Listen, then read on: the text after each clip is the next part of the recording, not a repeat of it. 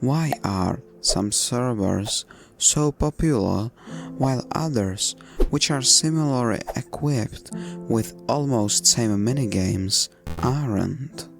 Well, turns out that servers are similarly to games built on coding and using user psychology for gains. In fact, some Minecraft servers are mainly using psychological tricks, not plugins, not world generation, and not even gameplay mechanics, but social engineering. In this video, I'm gonna tell you how some servers shape player behavior or manipulate players slowly in a way they want, and how some servers thrive for years while others collapse in months. Minecraft isn't a game anymore because from its release in 2011, it's already been 14 years, and since that time it has already become one of the biggest social experiments of mankind's history, if not the biggest. From massive survival worlds to competitive PvP networks like Hypixel, servers experimented with more than just game and numbers. They experimented with human behavior and instincts. And the biggest ones? They are community driven. These Minecraft servers don't just host players' gameplay, they are slowly building entire ecosystems, while we try not to see it. When you hear social engineering, you probably think of manipulation, and it's partially true, but in the context of Minecraft servers, the meaning is a bit different. These servers aren't manipulating you in true meaning. They slowly change your instincts and language by creating an environment that influences how people interact with the world around them. Tools they use to change you are fast dopamine ones, like leaderboard, or those that make you feel privileged, like whitelists and application processes. All these things shape who stays, who leaves, who becomes influential, and how trust is built. And these tools aren't even all they use. Long story short, they design an entire new culture of gamers. Now, let's talk about the whitelists I mentioned earlier.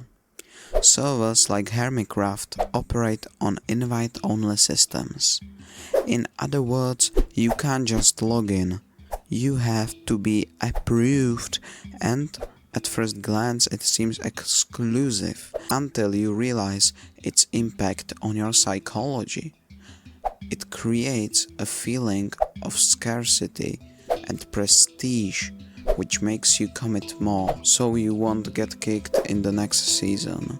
When players work to get in, they value the opportunity to play there much more than on whitelistless servers, so naturally they try to protect it and contribute to it more than they'd normally do. This is an example of classic effort justification theory.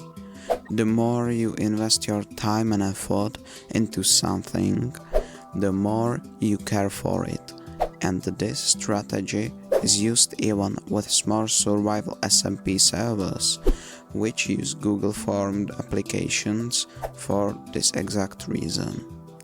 It filters trolls, but more importantly, it filters mindset. A lot of Minecraft servers revolve around some kind of currency. Take a diamond-based economy servers like Dream SMP as an example. Currency, or in our instance diamonds, create a sense of independence, specialization, and reputation markets. When you scam someone, word spreads fast, and soon nobody will want to trade with you. If you're reliable, you gain social capital and admins know this. They ensure you stay on the server by designing the economy carefully, controlling inflation, encouraging trade hubs, and creating shopping districts. They are engineering a huge corporate, which makes you want to stay on the server since it's less about money and more about connections. When I tell you that rules aren't just restrictions, you might think that I'm crazy, but hear me out. The truth is that they are a crucial blueprint. For example, no griefing, no stealing, PvP only by consent, and no hacking. These rules ensure that more people will stay at the server longer. Just imagine a player who likes building and he's peaceful. Without these rules, he won't play on that server, which means that they are actively managing rules so it will suit a group of players the best. It's fairly similar to how niche works on YouTube. When someone wants to create a server for hackers or griefers, they create a server similar to 2b2t and etc. This also leads to a growth of community, therefore the server as a whole. And not just that, it leads to larger builds, bigger projects, and a safe place for a type of players. But there's a twist. When you add too many rules, players would feel overwhelmed and controlled. Too few rules means chaos. Because of that, the most successful servers don't just amaze gamers by their coding, but they also balance structure and freedom just like real societies. If you enjoyed this video or you just find it helpful, please consider leaving a like or a subscribe. And if you didn't, tell me in the comments what should I improve.